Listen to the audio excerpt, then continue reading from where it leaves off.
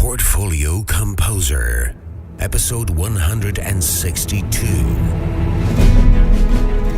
You're listening to the Portfolio Composer podcast with your host and coach Garrett Hope, where he teaches you what it takes to master the business end of writing music through mindset, marketing, and business skills. Make sure to sign up for the newsletter at theportfoliocomposer.com for exclusive offers, business insights, and information not shared on the podcast.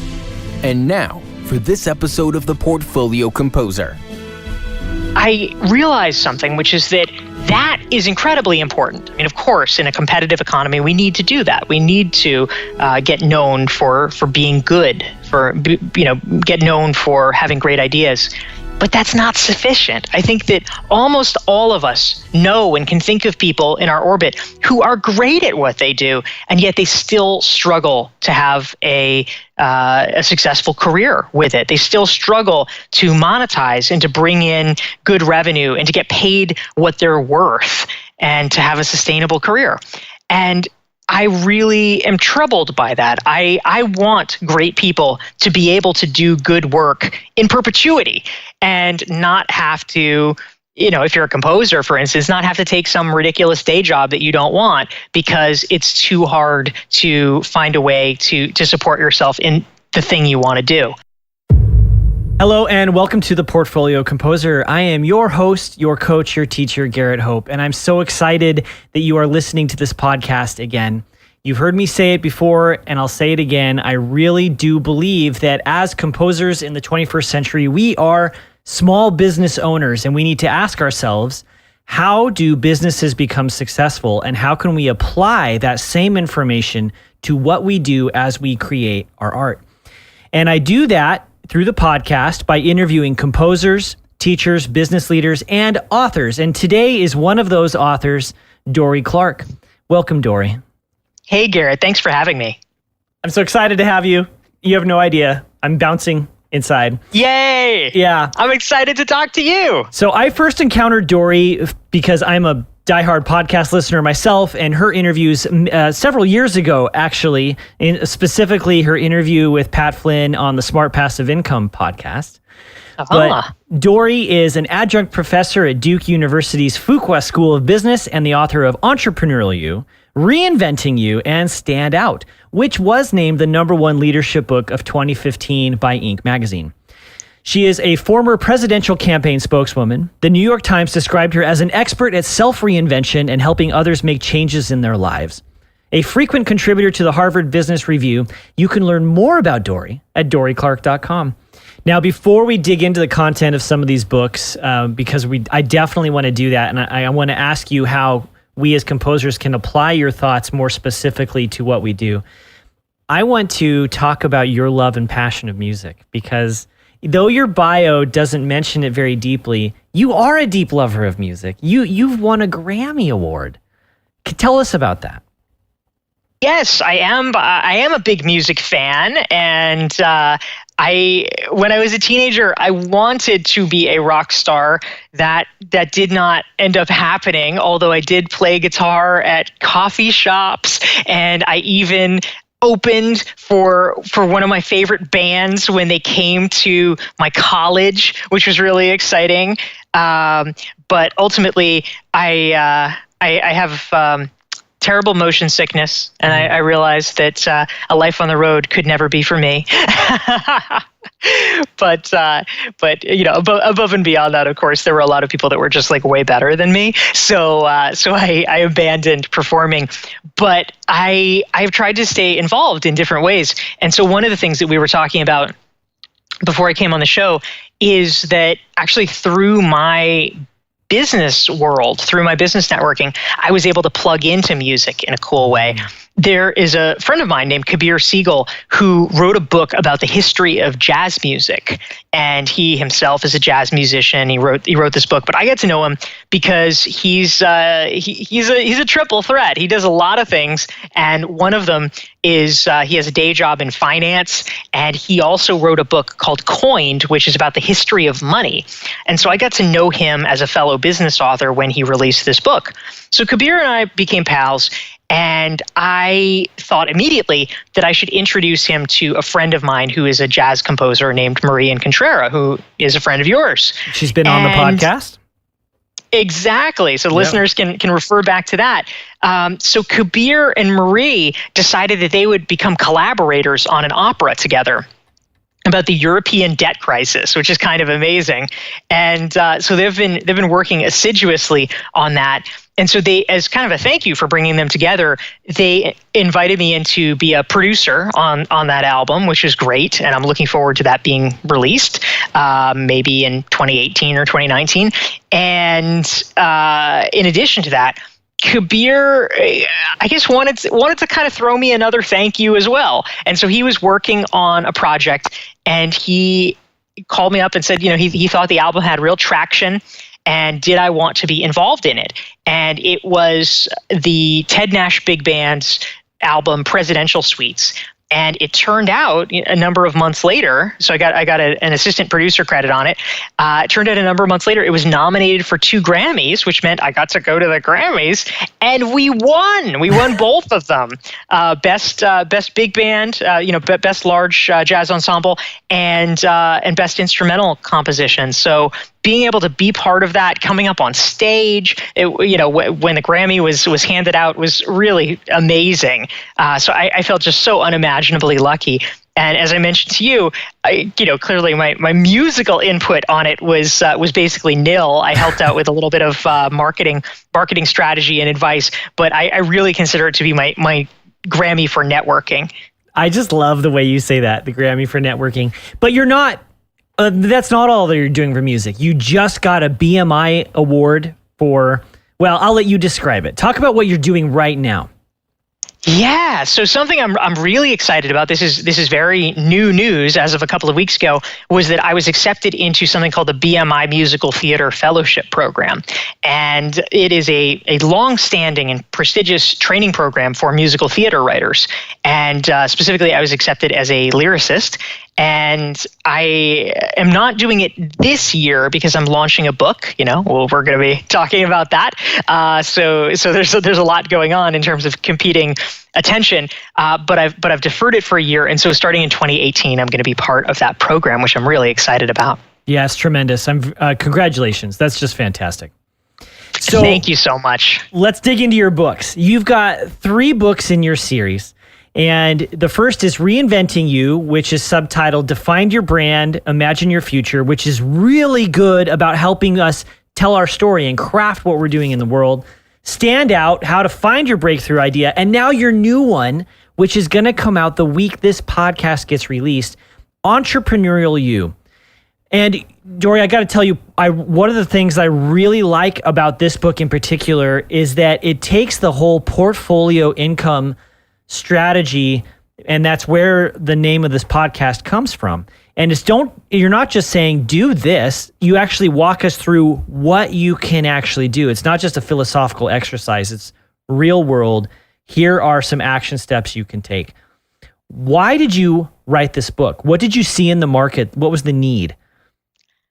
I wanted to write Entrepreneurial You, Garrett, because as I was touring around with my last book, Stand Out, which was about how to become a recognized expert in your field, how to become respected by your peers, get known for your expertise, I realized something, which is that is incredibly important. I mean, of course, in a competitive economy, we need to do that. We need to get known for being good, get known for having great ideas. But that's not sufficient. I think that almost all of us know and can think of people in our orbit who are great at what they do, and yet they still struggle to have a successful career with it. They still struggle to monetize and to bring in good revenue and to get paid what they're worth and to have a sustainable career. And I really am troubled by that. I want great people to be able to do good work in perpetuity and not have to, if you're a composer, for instance, not have to take some ridiculous day job that you don't want because it's too hard to find a way to support yourself in the thing you want to do. And so in writing Entrepreneurial You, I want to make it possible for talented people to create multiple income streams and build sustainable careers so that they're really taking control and aren't just at the mercy of random things coming in, random commissions or just unpredictable vagaries. I want people to be able to build out revenue streams that are clear and sustainable and are able to keep you going. And so what I ended up doing was interviewing 50 plus very successful entrepreneurs, 6, 7, 8-figure entrepreneurs, in detail about their business model and about their income streams to really answer the question, how do you make money? Exactly. And then I tried to capture that and break it down and share it with people so that regular professionals can use that information and figure out which income streams might work for their business and how to apply them.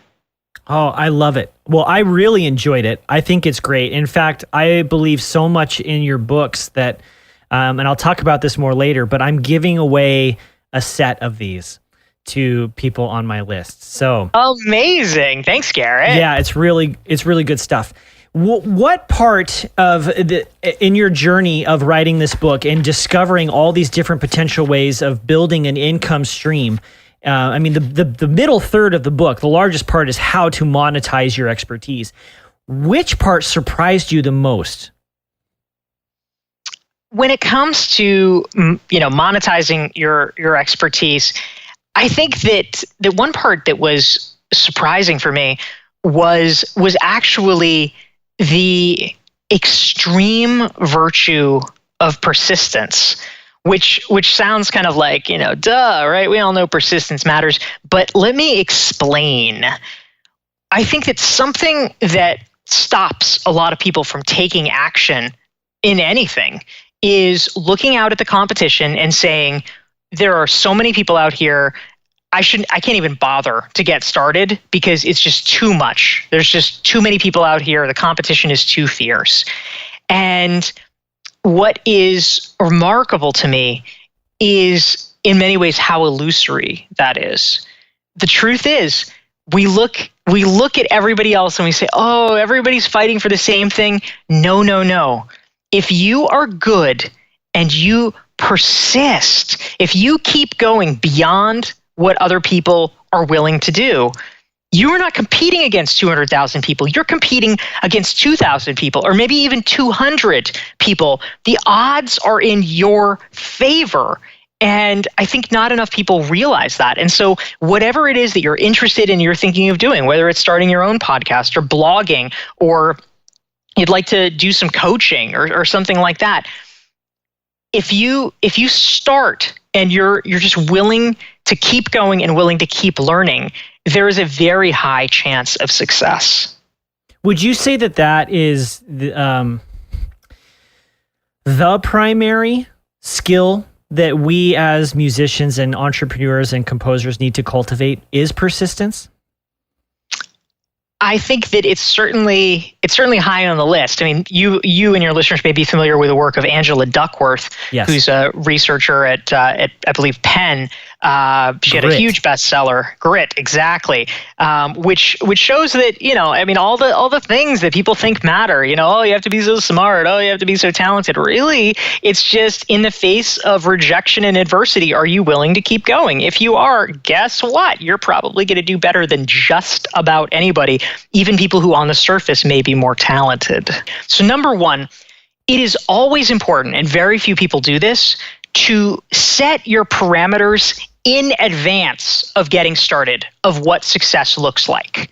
A lot of times we don't even know success because we just sort of plunge into something and then we sort of blithely assume that what does success look like? Oh, well, I'll know it when I win a MacArthur. Well, guess what? That might not happen. That might not happen for 30 years. Who knows?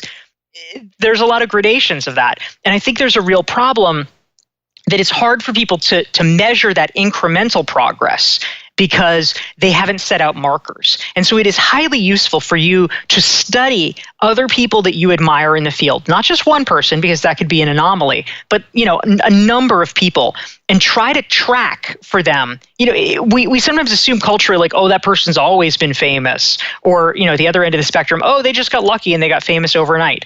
Neither is true. There's a process by which people become well-known. There's a process by which people become successful. I would make myself a student of that process and interview them, talk to them, ask them, have these conversations over beers or whatever. Like literally, like, how did you know that you were gaining traction and you were getting successful? What was your first break? Okay, what was your second break? How did you get that? What did that look like? You ask the detailed questions. This is the part that gets elided from most cultural conversations about success. But if you know that, you're going to be able to create a better success hypothesis for yourself, so you can see if you're tracking against these other metrics. Because you're not going to go from like, oh, I just finished, my master's degree to winning the MacArthur overnight, right? It's not happening. So you need to be able to know what is a reasonable thing to be expecting, and is it a good sign? So I think that's one positive thing to keep in mind. The other that I would suggest too, and this is something I talk about a lot in my second book, Stand Out, is the question of understanding what your difference is and how that can be a critical advantage. So if we think about, let's go back to musical theater. If we think about what is it that really breaks through and gets noticed? Well, okay, Hamilton, right? Clearly that is the biggest sensation of the decade in musical theater. Why? Well, it's different than everything else. It's rap.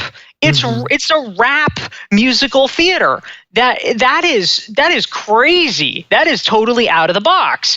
And Lin-Manuel Miranda was able to get noticed and create something that really resonated with new audiences, because he was just bringing in this framework that was knowledgeable about how musical theater was done. I mean, clearly this is not, some guy.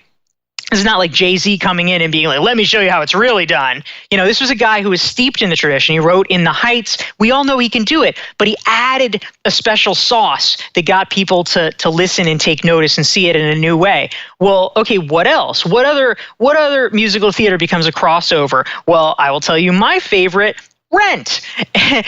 Rent did the same thing with pop, rock/pop. Overlaid with musical theater. That was something new and something different and distinctive. And Jonathan Larson did it better than almost anyone else. And it became a cultural phenomenon. So I think a really important question to ask yourself is, what is the special sauce that you're bringing? Why you? Is there some ingredient? It doesn't mean you have to bend the genre per se, even though those are the examples that I'm citing. But it could be a thematic choice that you're making. It could be that everybody else has been inspired by 17th century music, and you're like, no, fuck that shit. It's all about 15th century music. Just like, right. What is your thing that you're looking at that's a little different? Because that's what gets you heard. Yeah, I love it, Dorie. I think this is so true. And to kind of echo your first point, is success leaves clues, right? Yes. And that's one of the things I like about getting the opportunity to interview so many people like yourself and other composers, is we can see from your example how you did it. What are some of the most common mistakes you see that entrepreneurs, and if you can speak directly towards the artist types that what are some of the most common mistakes that you see taking place? Well, I think that one area that can be problematic is we think about multiple income streams, right? I'm a big fan of multiple income streams for a lot of reasons, right? One, of course, is that it is a hedge against uncertainty. If one income stream dries up, obviously it's a good thing to have another or multiple other ones in your back pocket. It's also a way to bring in more money overall. It's a good way for you to learn new skills and do new things. So there's a lot of reasons why you should be doing this. But I think that many people go to one of two extremes, right? So one extreme is people who refuse entirely to even consider multiple revenue streams. They'll be like, I'm a composer. I make money from composing. I get commissions and that's it. And well, okay, if you're getting more commissions than you can handle, amazing. But for many people, they come sometimes and they don't come other times. And so I would argue it's not a bad thing to have other income streams. Now, at the other end of the spectrum is people who are so into multiple revenue streams that they pull themselves in too many directions and they don't tap into synergies. They might be like, I'm a composer and I'm a dog walker and I'm a yoga instructor and I babysit and I work part-time at Starbucks for the health insurance. like all the things. And obviously, getting work of any kind and bringing money in is important. That is great. If that's the way you're doing it, awesome. But what I want to encourage people to think about and sort of start steering toward is not a kind of random hodgepodge, let's throw it in a bag and shake it up kind of version of multiple income streams. I want people to start thinking about, how do I make my income streams cohere? How do I create multiple income streams that complement each other so that I am serving a similar audience and just expanding out and doing different things so that each one fuels the other? So just as one example from my business, so I write business books, I give speeches, I do consulting, I have online courses. They're all serving a pretty similar audience. So if someone reads Entrepreneurial You, for instance, that's great. They might read that and then say, oh, this is really good. I need to join Dorie's online course. So they sign up for that. They get really into it. They're, chatting in the Facebook group with other people from the course. They say, oh, these people are amazing. I need to meet them in person. So they sign up for an in-person workshop that I do, which is another revenue stream. And, so then we do that. And then so they meet me. They say, oh, this is amazing. I should spend more time with Dorie. I should hire her for private coaching. So, okay, yet another income stream. Same person, just different ways to meet the needs. Now, I'm not sure, Garrett, how much you and Marie talked about her business model, but I've been advising her on that and kind of encouraging her. She was somebody who got really good at social media through promoting her band, through promoting the Eco Music Big Band. And I knew she liked it. I knew she was good at it. And so I encouraged her to leave her day job that she didn't really like and start doing social media consulting, because she would be able to have more flexibility and more freedom to set her own hours, to do more things with the band and work from home. It was all like way better. And so she started doing social media advising for people. Guess what? The same people who need social media help, they also need to be booked on podcasts. She started doing that. They also need to get TEDx talks. She started helping book them for TEDx talks. All these things are new lines of business that help her expand her revenue stream. So it becomes very symbiotic. And in doing all those things too, guess what? She's gaining skills. As a musician, it's not a bad thing to be booked on podcasts. It's as a musician, not a bad thing to give a TEDx talk. Now she knows how to do that for herself. Yeah. Oh, man, I love this. So how does a composer know where to place their energies? Do you have a method by which we can kind of look at our options, or do you have a tool that we can use to help us figure out how to move forward besides just reading the book? Yeah, well, one thing also. So I have two thoughts. One thing that I will mention is I do have a free resource that people can download. It's the 88-question Entrepreneurial You self-assessment, which actually walks you step by step through thinking about how to apply multiple income streams in your own business. So if folks are interested, they can get that at DorieClark.com/entrepreneur. But in addition to that, I would say an important rule of thumb is don't try to start too many things at once, right? There might be a tendency for people to kind of get excited and say, "Oh, amazing! I'm gonna start, 7 income streams. I'm gonna be doing one-on-one coaching and group coaching, and I'll have a mastermind, and I'll create an online community, and I'll do an online course." And it's just like way too much.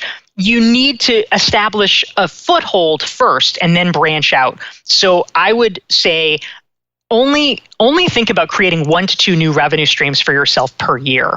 And that way you can dive down and you can make it good. You can make it sustainable. And then once you have that, then you're able to make intelligent choices about what comes next based on getting to know your audience and expanding out to other products and services that they might be able to benefit from.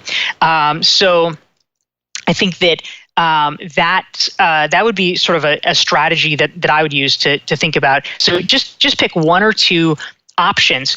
And I think that, of course, it starts really with a skills inventory. What are you good at? What can you offer to people? And it might not be obvious, right? Okay, clearly you're a composer, you're good at music, excellent. But there might also be things that you have picked up that you're not even thinking of, like Marie and the fact that she was good at social media thanks to what she had learned promoting the band, right? What auxiliary skills have you developed in the course of your musical career or the other jobs that you've had that might be something that you can leverage? Yeah, I think this is tremendous and it's so true. But moving forward as an entrepreneur, even just a business owner, there's a lot of unknowns, and sometimes it feels like you're walking into dark rooms, and it can be scary. Dorie, how do you deal with the unknown? How do you deal with the uncertainty of taking that leap, saying, I'm going to do this, and I'm leaving the certainty of a paycheck and this job behind so I can have all the other freedoms that come with it? Yeah, so great question, Garrett. I have a few thoughts. So one is, I think that it is really important to live frugally, especially in the early days as you're starting, right? To the extent that is possible. And I know that most composers, may be accustomed to this. So props. A lot of times in the business world, people in particular get shackled with their golden handcuffs, and they are not able to make the choices they want because they have locked themselves into expensive lifestyles. And if they are not able to pay for that, they're screwed. And so they're not ever able to really take the chance or take the leap into something. And so for me, when I started my business, I had bought a house, and I deliberately, condo, I was living in Boston at the time, and I deliberately bought in kind of the worst neighborhood in my city. It was a city outside Boston.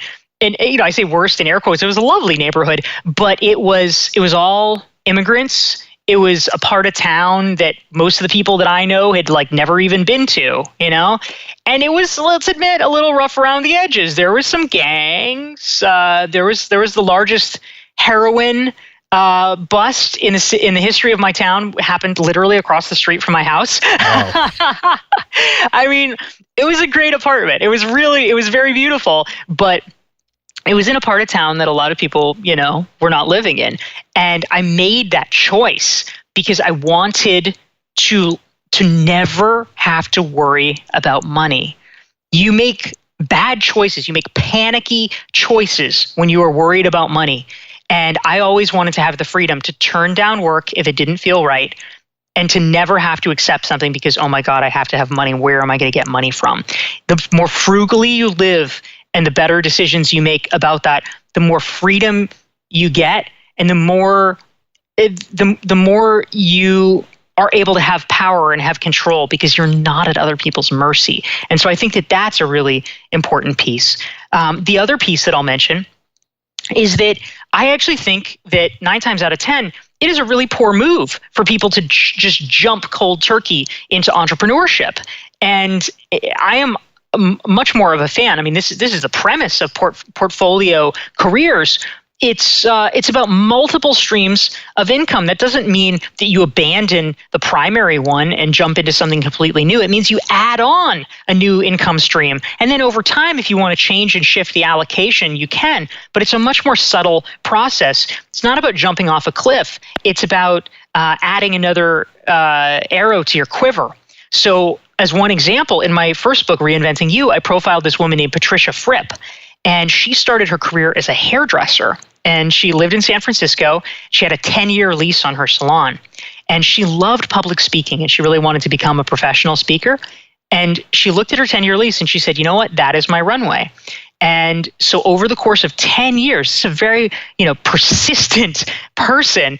Over the course of 10 years, she just started to focus on trying to get as many speaking engagements as she could.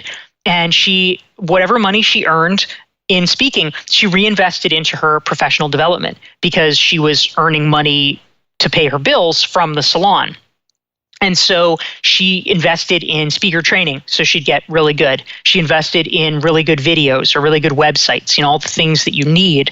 And by the time the 10 years was up, she did not renew her salon lease. And she felt totally comfortable doing it. She shut down her business. She never looked back because by then she had more than replaced her income as a hairdresser with the income that she made as a professional speaker. But she had that methodical planning about how she was going to build that in.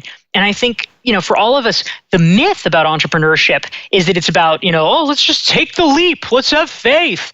And I think that leads to really poor outcomes sometimes because it's not about, let's dive into the risk. That goes badly.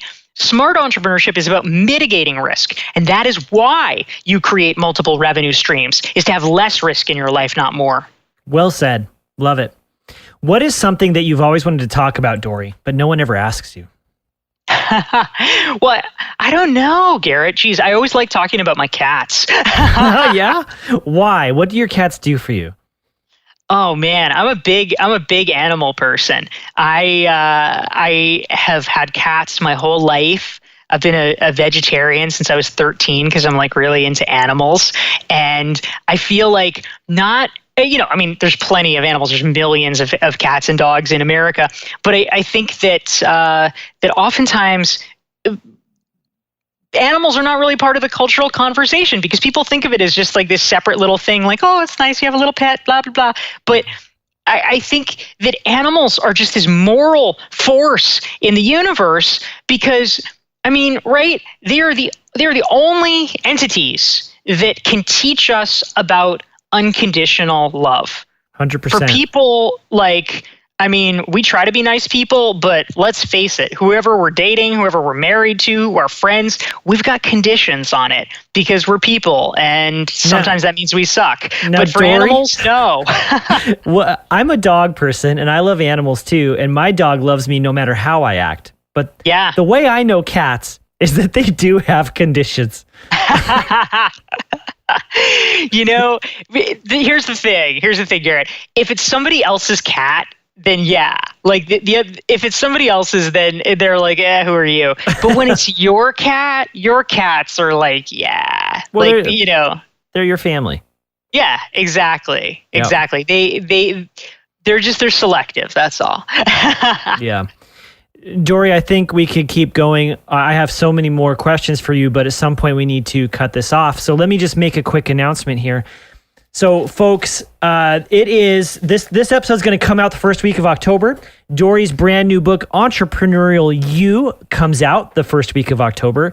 And my birthday is the first week of October. And to celebrate my birthday and the release of Dorie's book, because I believe so strongly in the message that she has to send, and I think composers of all stripes can benefit from this, I'm giving away a set of her books, the hard copy versions. So to get a copy, you need to be on my mailing list. So go to theportfoliocomposer.com, join the mailing list, and I'll be sending out information about that. I will be giving the books away at the end of the month. So people can have a few weeks to listen to the podcast and get on there. All right, let's take a quick break and we'll come back for the lightning round. I'm very excited to announce that the Portfolio Composer has become a strategic partner with the American Composers Forum. What this means is that we are working together to build our composition community. If you have not heard of the American Composers Forum, you can find more at composersforum.org, but it is the largest composer-oriented organization in the United States that has many resources, programs, and grant opportunities designed to help you build your career and to create your art. The biggest benefit I have gotten out of being an ACF member is the curated composer opportunity list. This might be the most extensive list that you can find anywhere, with opportunities for calls for scores, grants, and performance opportunities. So I highly recommend joining this organization. Again, you can learn more at composersforum.org. And I also want to invite you to join the Portfolio Composer community by becoming a Patreon sponsor. By joining the community, you will have access to private webinars that I do for the Patreon communities and students of my course. and as well as private coachings, one-on-one sessions, and a few other bonuses. So please go to patreon.com/portfolio composer. Welcome to the lightning round. All right, Dorie, knowing what you know now, if you were to turn back the clock, what advice would you give to your 20-year-old self? Build an email list. Composers, build an email list. Do not rely on social media. Facebook will change its algorithms. You will be screwed. Build an email list. Yeah. Even more than that, let me kind of add on to it. The stuff you put on Facebook is not owned by you. Facebook owns it. So don't think that Facebook is just your content storage house. Would you agree with that? Oh yeah, 100%, 100%. And, studies have shown that for Twitter, at least, and, similar extrapolations can be made about Facebook, whenever you're tweeting something, only 2 to 5% of your followers even see that. So you're assuming like, oh yeah, all these people are seeing my posts. No, they're not. Whereas with email, the average email open rate, still it's not like enormous the way that we might love, but it's like 20 to 30%. So essentially it's 10x better if you're emailing your fans as compared to tweeting or doing Facebook posts. Great advice. What is a personal habit of yours, Dorie, that you feel leads to your success? We talked earlier about persistence, and I am super, super persistent. I will make things, even if it is painful, I will get things done if I need to get them done. But if we're talking about like a literal tactical habit, I will say something that I really love to do and have done. I've just never gotten tired of it. 2 years ago, this juice store opened near my house. And so every morning for breakfast, I have an acai bowl with protein, like some protein powder. And I at least am deluding myself. I don't know, but maybe it's true that starting my day with this like healthy fruit bowl with a bunch of protein in it is like really amazing for me. And I love the taste so much that every single morning I crave it. And so I now feel that it is key to my success. Seems like a great habit to me. What instrument have you always wanted to learn to play, and why? I do play the guitar a little bit, but the thing that I always wanted to learn that I have not is the mandolin. I actually owned a mandolin for a while, but I just never really got around to learning to play it. But the reason that I got really into it was because of Peter Buck's solo in Losing My Religion. Really? Nice. Yeah. Yeah. Right. Everybody could hear it ricocheting through their head. But yeah, if you listen to the radio in like 1991, 1992, it was like the only time a mandolin was ever on pop radio, and it was great. Oh man, that's awesome. This next question is often the most difficult for people, but I'm looking for those moments that caused your breath to go away, those moments where time stood still and you were in literal shock and awe as you experienced a piece of music. But what is one or two pieces of music that caused you to pull the car over because you could no longer keep driving? Well, I alluded to it earlier, but like I think that just like the coolest, most memorable, kind of iconic song pretty much ever is Seasons of Love in Rent. There you go. Yeah, it's just like the human condition in 3 minutes. Perfect. We'll add it to the list. What is a piece by a minority or female composer that you feel we should all listen to and know? So I would say that caveat, these are not like classical composers or whatever. It's but, music. Okay, good. Multi-genre. That's right. I'm going to give a shout out to one of my favorite bands. They're called the Nields, Nields, and they are two sisters, Narissa and Katrina Nields. They have been performing together for 25 years. Wow. And they basically out of college. They both graduated from college, and then they just went off and became professional musicians and have done it ever since, although they've both crafted really interesting portfolio careers on the side.